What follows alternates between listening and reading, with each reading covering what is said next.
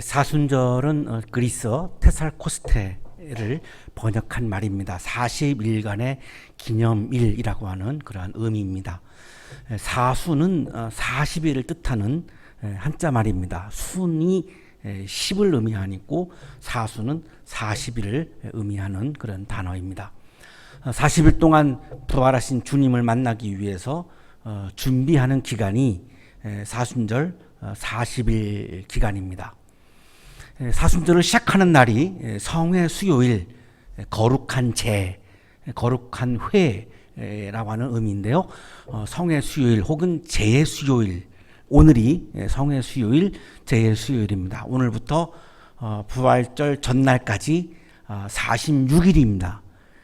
그런데 주일이 6번 있는데 주일은 예수님이 주일날 부활하셨기 때문에 모든 주일은 작은 부활절로 여깁니다. 그래서 주일은 사순절에 들어가지 않습니다. 그래서 46일에서 주일 6번을 빼면 40일입니다. 올해는 오늘부터 4월 3일까지가 사순절 40일이 되겠습니다. 사순절을 성회 수요일부터 부활절 전날까지 40일로 정한 것은 325년 니케아 회의에서 결정을 했습니다. 40일 동안 주님의 고난과 부활을 기념하고 그리고 묵상하면서 회개하는 절기입니다. 반성하고 후회하는 그런 절기가 아니라 내 욕망을 향하던 나의 삶을 주님의 말씀을 향하는 삶으로, 나의 나라를 향하던 나의 삶을 하나님의 나라로 전환하는 그런 회개하는 절기가 사순절기입니다.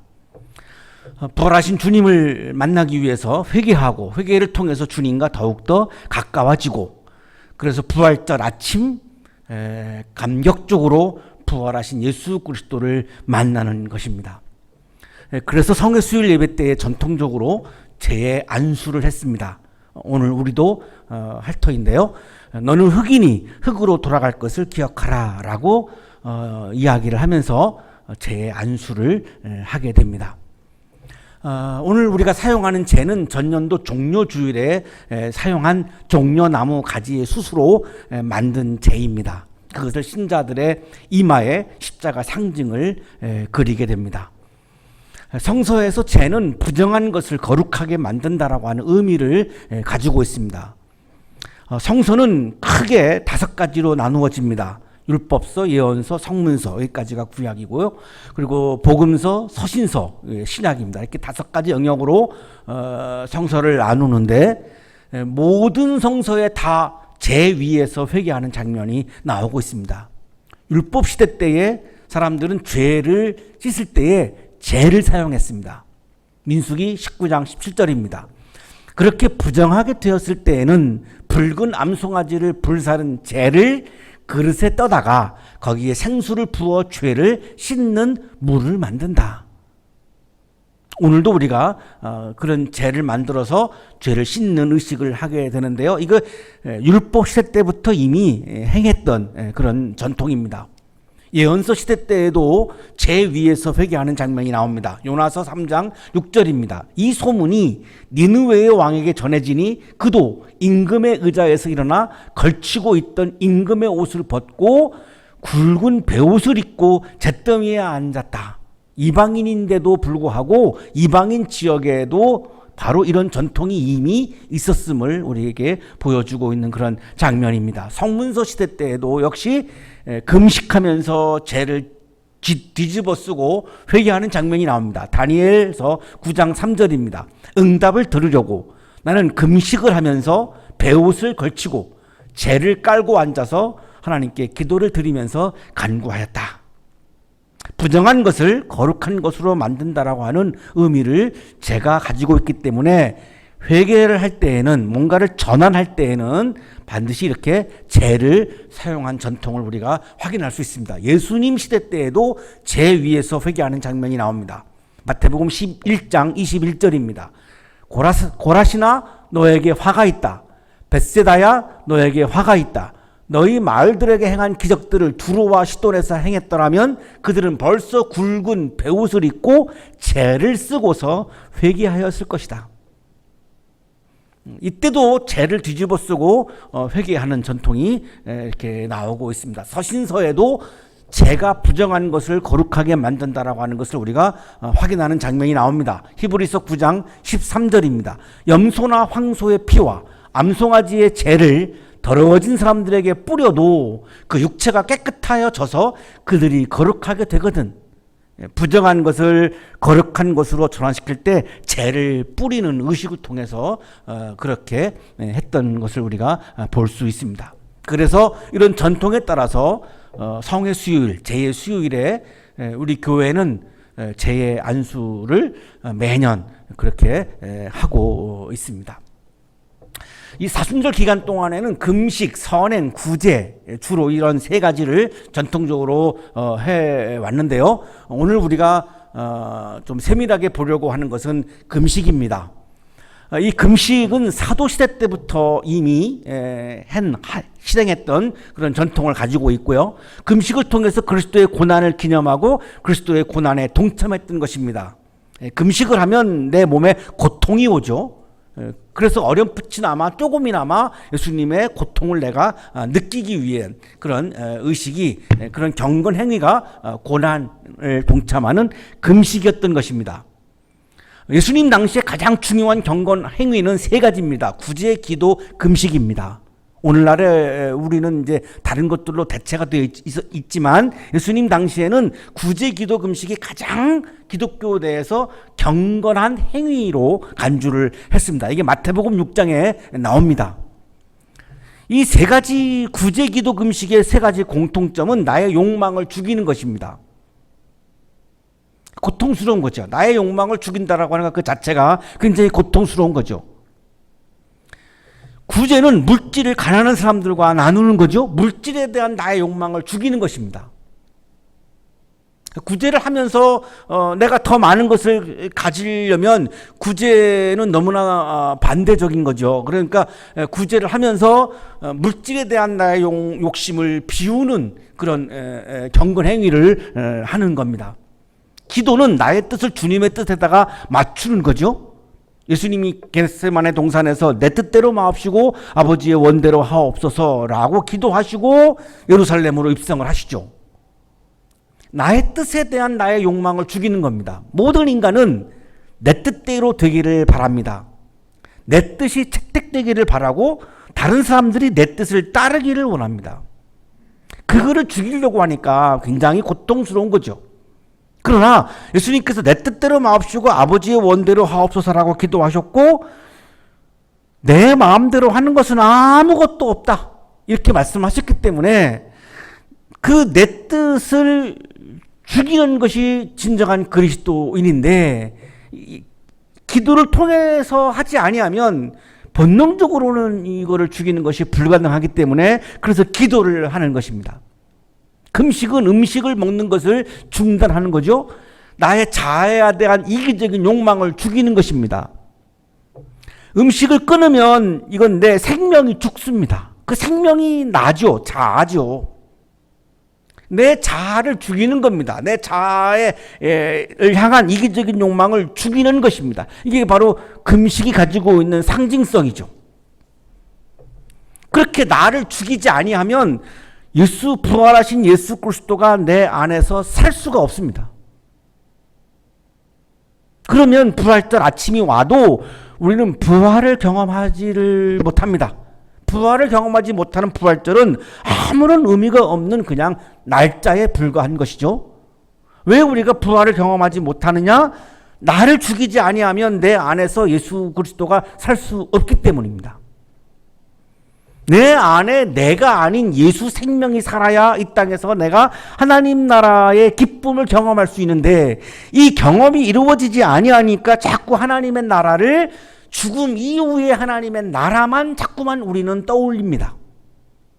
살아서 경험하는 하나님 나라의 기쁨은 언급을 하지 않습니다. 왜냐하면 그거를 경험 잘 하지 못하니까요. 왜 못하냐면 나를 죽이지 못하니까요. 자아를 죽이지 않는데 어떻게 내 안에서 예수 생명이 살아나가 있습니까? 살 수가 없습니다. 구제 기도 금식을 통해서 나의 뜻을 죽이고 하나님의 뜻을 따를 때에 부활하신 주님을 만날 수 있고 내 안에 예수가 살게 되고 그래서 주님과 내가 가까워지는 것이죠. 그래서 예수님 당시에는 구제 기도 금식이라고 하는 경건 행위를 통해서 이게 하나님과 가까워지는 경건 행위로 그렇게 인정을 했던 것입니다. 주님의 기도에 주님의 기도 제목이 잘 나타나고 있습니다. 그 이름을 거룩하게 하여 주시며, 마태복음 6장 9절에 그 이름을 거룩하게 하여 주시며, 예수님께서는 내 이름이 아니라 예수님 공동체의 이름이 아니라 하나님의 이름이 높아지고 거룩히 여김을 받기를 기도하셨죠. 이게 자아를 죽이시는 장면입니다.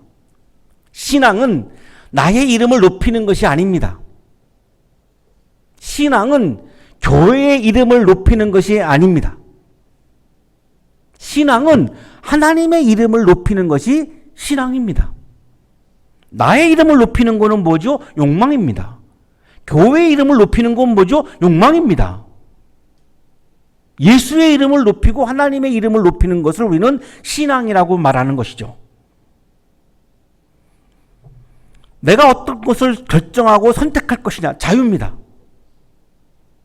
단 제가 말씀드리고 싶은 것은 나의 이름을 높이거나 교회 이름을 높이는 것은 신앙이 아니다라고까지만 저는 말씀을 드리는 겁니다. 그걸 하고 안 하고는 다 개인의 자유죠.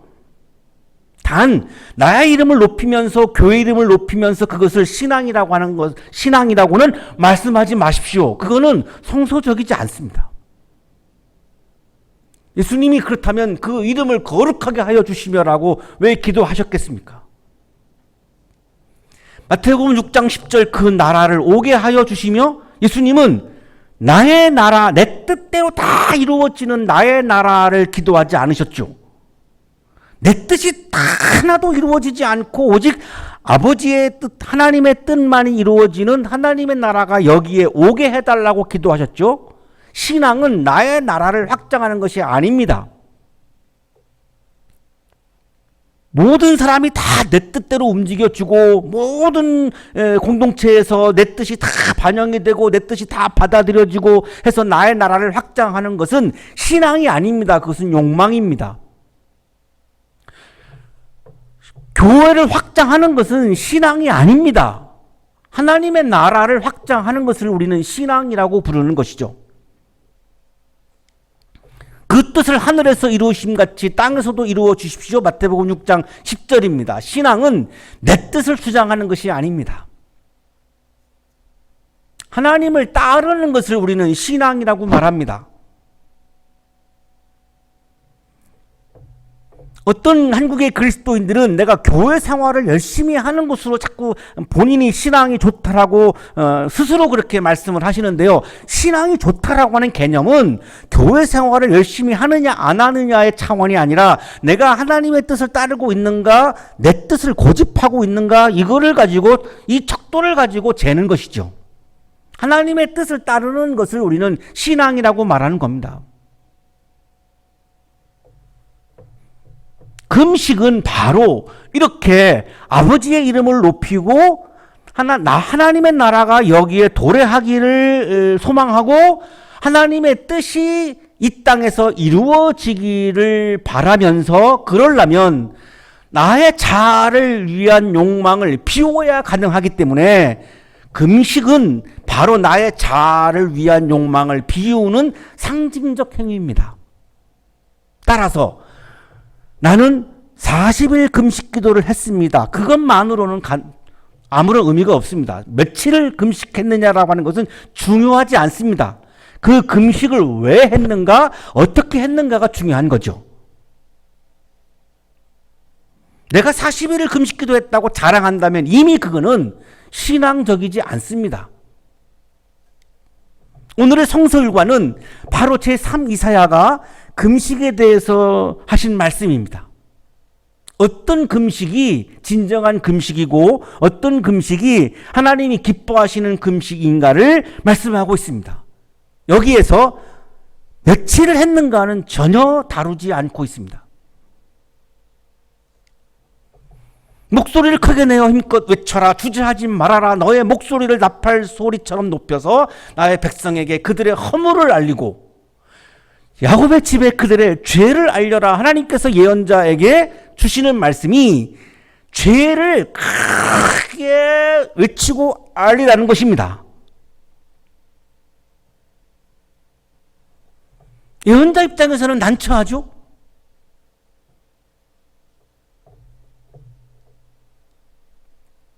제가 나형 씨를 앉혀놓고 나형 씨의 죄가 뭔지를 막 신랄하게 둘이 앉아가지고 이야기를 하게 된다면 참 난처하죠. 참 입장이 난처하죠. 그거 하고 싶겠습니까? 인간관계 다 깨야 되는데.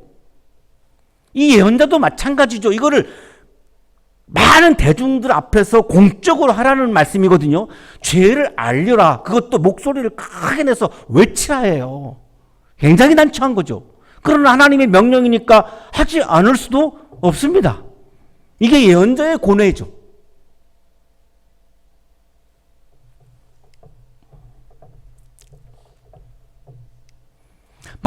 그들이 마치 공의를 행하고 하나님의 규례를 저버리지 않는 민족이나 되듯이 날마다 나를 찾으며, 자, 죄를 외치라고 하는 사람들은 어떤 사람들이냐면 날마다 하나님을 찾는 사람들이라는 것입니다. 나의 길을 알기를 좋아한다. 그들은 무엇이 공의로운가 판단인가를 나에게 묻고 하나님께 가까이 나가기를 즐거워한다. 하나님께 나아가는 것을 즐거워하는 사람들입니다. 그런데 그들에게 죄를 알리라고 말씀하는 거죠. 그러면 2절에서 보시면 날마다 하나님을 찾아도, 날마다 하나님께 나아가도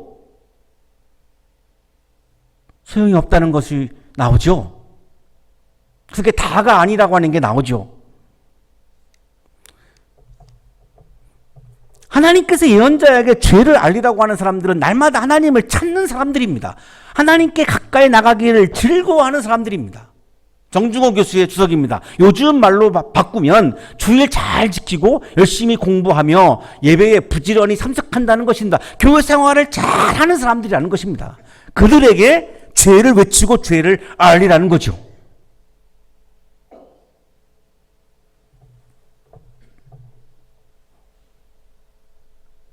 그러면 죄의 내용이 뭔가가 궁금해집니다. 날마다 하나님을 찾고 날마다 하나님께 나아가는데 주일날 교회 잘 나오고 11조도 잘 하고 철야기도회도 나오고 부형 모임도 안 빠지고 정말로 성실하게 교회 생활을 잘 하는데 무엇이 죄란 말인가 라고 하는 궁금증이 생길 수밖에 없죠.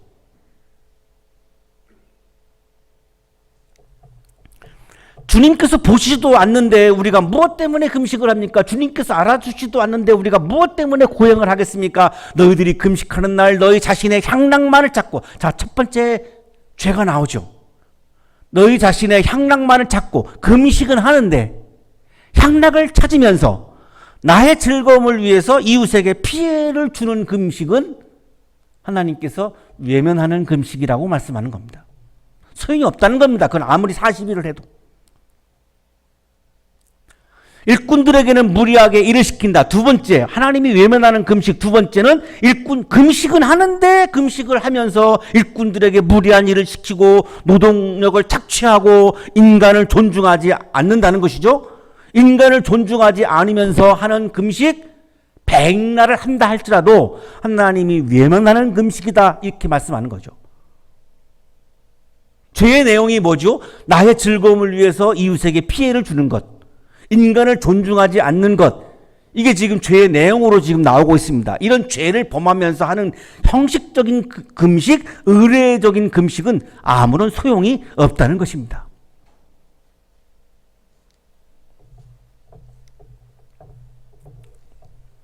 너희가 다투고 싸우면서 금식을 하는구나. 이렇게 못된 주먹절이나 하려고 금식을 하느냐? 너희의 목소리를 저 높은 곳에 들리게 할 생각이 있다면 오늘과 같은 이런 금식을 해서는 안 된다. 세 번째, 하나님이 외면하는 금식이 뭐냐면 내 이익을 위해서 다른 사람과 다투고 싸우고 폭력을 가하면서 하는 금식입니다.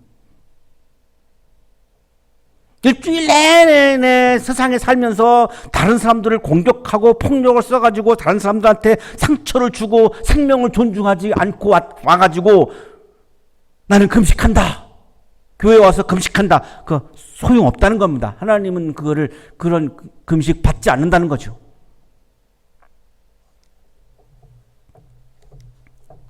이것이 어찌 내가 기뻐하는 금식이겠느냐? 하나님이 말씀하시는 거예요. 그런 금식은 내가 기뻐하지 않는다. 자신의 즐거움을 위해서 다른 사람에게 피해를 주는 금식, 인간을 존중하지 않는 금식, 이웃을 정죄하고 싸우면서 하는 금식, 소용없다는 겁니다.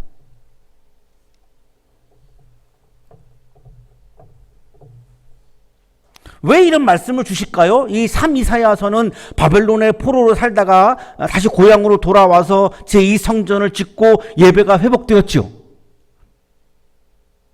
예배는 회복되었는데, 성전은 회복되었는데 이스라엘 사람들의 삶이 회복되지 않았던 거죠. 그래서 지금 제3이사야가 페르시아의 노예를 살고 있는 바벨론 포로 이후에 이스라엘 사람들에게 하나님의 말씀을 전하고 있는 겁니다. 성전이 회복되면 무슨 소용이 있고 예배가 회복되면 무슨 소용이 있는가? 하나님이 원하시는 삶이 회복되지 않았는데 내가 기뻐하는 금식은, 자 6절부터 이제 하나님이 기뻐하는 금식을 말씀합니다.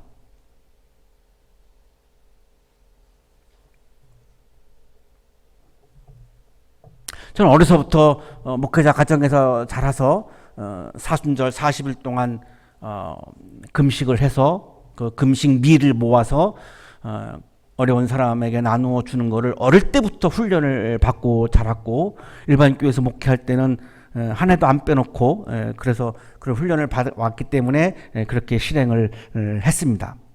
그런데 하나님이 기뻐하는 금식은 어떤 금식인가, 이거는 별로 들어본 기억이 없습니다. 그냥 금식을 하면 된다라고 저는 훈련을 받고 가르침을 받았습니다. 부모님으로부터도. 그런데 이사야 58장 6절부터 12절 사이에 하나님이 기뻐하시는 금식을 분명히 말씀하고 있습니다. 놀랍습니다. 부당한 결박을 풀어주는 것, 멍에의 줄을 끌어주는 것, 압제받는 사람을 놓아주는 것, 모든 멍에를 꺾어버리는 것, 바로 이런 것들이 아니냐.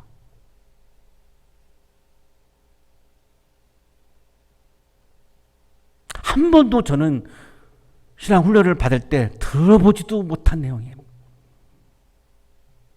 부당한 결박을 풀어주고 멍에의 줄을 끌어주고 압제받는 사람을 놓아주고 멍에를 꺾어버리는 것, 70년 동안 바벨론에서 노예를 살다가 왔는데 히브리인들끼리도 서로를 압박하고 억압하고 그랬던 거죠. 성전은 회복되었고 예배는 회복되었지만 자기들과의 사이에서 사람들을 막 억압하고 함부로 막 하고 부리고 했던 거죠. 그런 상황에서 하나님이 주시는 말씀이 뭐냐면, 내가 기뻐하는 금식은 부당한 결박을 풀어주는 금식, 멍에의 줄을 끌어주는 금식, 압제받는 사람을 놓아주는 금식, 멍에를 꺾어버리는 금식이라고 말씀합니다. 인간을 존중하고 타인의 자유를 존중해 주는 금식이 내가 기뻐하는 금식이라고 말씀한 거죠. 고대 사회에는 노예 제도가 존재했습니다. 세금을 납부하지 못하면 노예가 됩니다. 비일비재했습니다. 그러니 고향으로 돌아왔지만 노예의 숫자는 자꾸만 더 늘어날 수밖에요. 그걸 보시면서 하신 하나님의 말씀이 그 노예들을 억압에서 풀어주는 금식이 내가 기뻐하는 금식이라는 겁니다. 정중호 교수의 주석입니다. 노예 제도가 있다 하더라도, 불공정한 노동 환경이 있다 하더라도 개인적으로 할 수 있는 일을 찾아 하나님의 뜻을 실천하라는 것이다. 두 번째 하나님이 기뻐하는 금식이 7절에 나옵니다. 또한 굶주린 사람에게 너의 먹거리를 나누어 주는 것, 떠도는 불쌍한 사람을 집에 맞아들이는 것이 아니겠느냐. 헐벗은 사람을 보았을 때에 그에게 옷을 입혀주는 것, 너의 고륙을 피하여 숨지 않는 것이 아니겠느냐. 금식만 해가지고는 의미가 없다는 것이죠. 금식을 했으면, 금식을 한 것만큼 그 양식이 저축된 거죠. 그거를 반드시 가난한 사람들에게 나누라는 것입니다. 그 금식을 하나님은 기뻐하신다는 겁니다. 성전은 회복되었지만, 예배는 회복되었지만 70년 만에 고향으로 돌아와서 가난한 사람들을 바라보고 가난한 사람들을 마음을 살피고 할 여유가 없는 거죠. 그냥 노예들이 살고 있는 그런 아수라 상황에서 막 살고 있는 거죠. 그래서 하나님이 하시는 말씀이 가난한 사람들을 돌보는 금식이 내가 기뻐하는 금식이다. 가난한 사람들을 돌보지 않는 금식은 내가 기뻐하지 않는 금식이다 라고 말씀한 겁니다.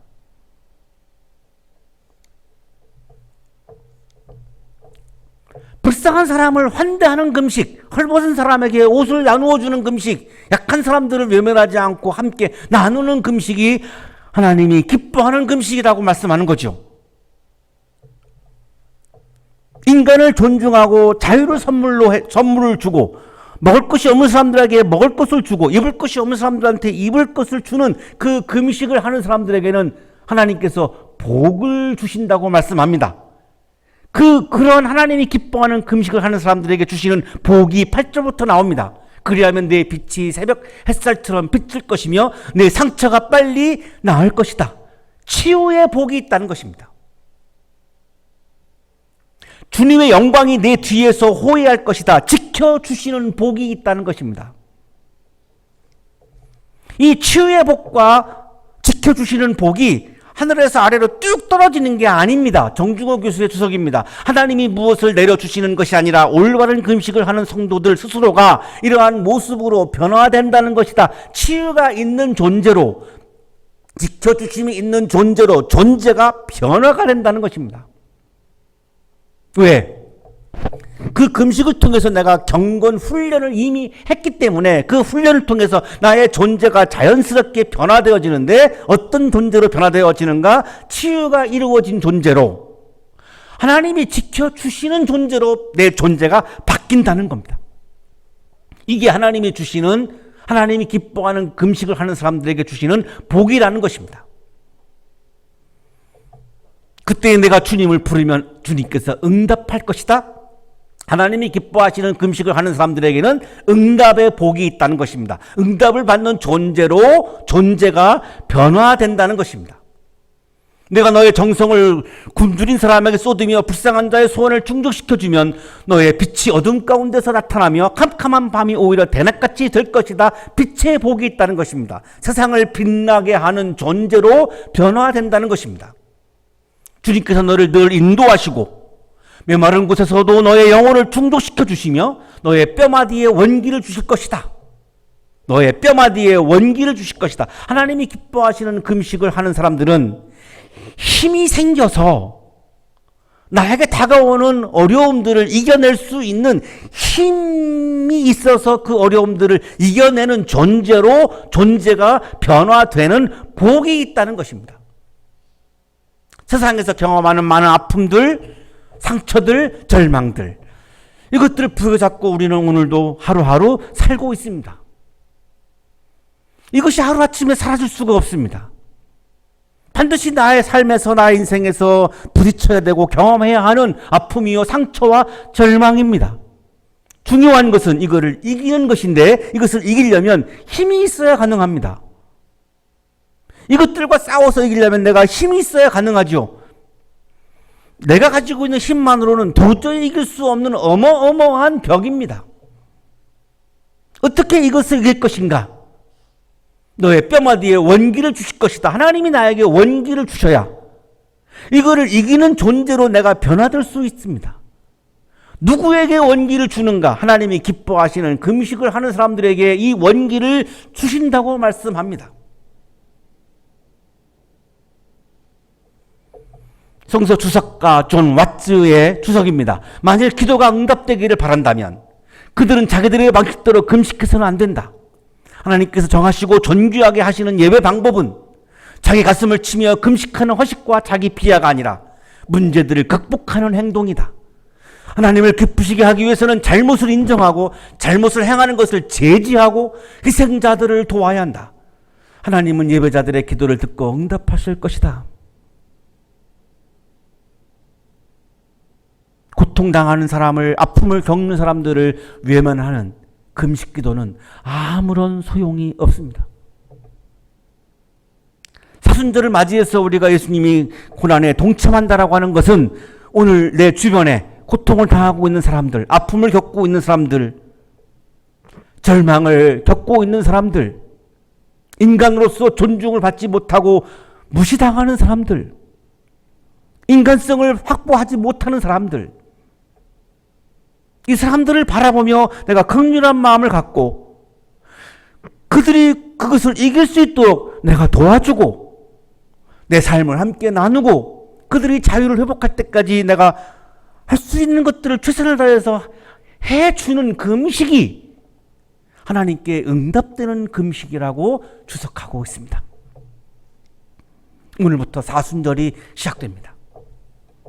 40일 동안 인간과 자유를 존중하고 약자와 함께 나누는 금식과 회개를 통해서 주님과 가까워지는 사순절기가 되고, 부활절 아침 부활하신 예수가 내 안에서 살고 있는 것을 내가 경험하면서 부활의 축제가 넘쳐나는 여러분의 삶이 되시기를 주님의 이름으로 축복합니다. 거룩하신 주님,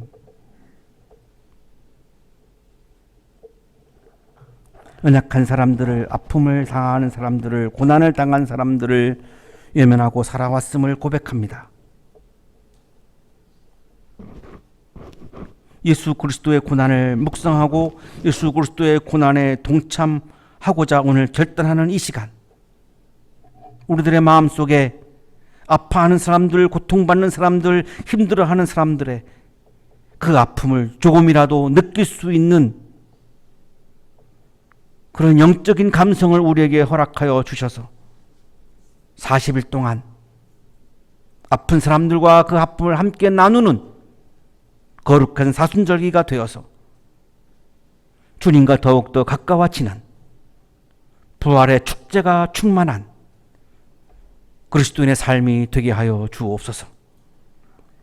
예수 그리스도의 이름으로 기도하옵나이다. 아멘.